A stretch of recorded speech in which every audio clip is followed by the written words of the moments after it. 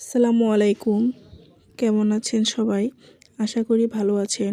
আজকে আপনাদের কাছে আমি একটি সেমাই রান্না করা শেয়ার করলাম। আশা করি পুরোটা ভিডিও দেখবেন।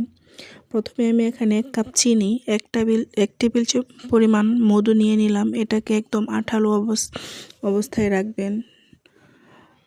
দেখতেই পাচ্ছেন কীরকম অবস্থা, এরকম হলে উঠিয়ে নেবেন। তারপর এখানে 2 কাপ পরিমাণ সেমাই নিয়ে ওই চিনিটাতে বেজে নেবেন। একদম নরম অবস্থায় ওটাকে রেখে দিবেন।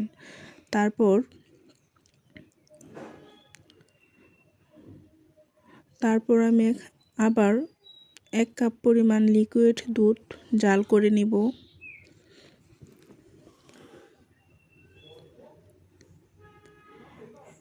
দুধের সাথে আবার 1 কাপ পরিমাণ গুঁড়ো দুধ অ্যাড করলাম।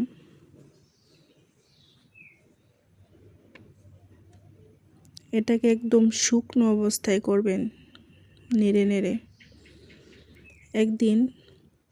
অবশ্যই একদিন ট্রাই করে দেখবেন। আশা করি অনেক ভালো লাগবে।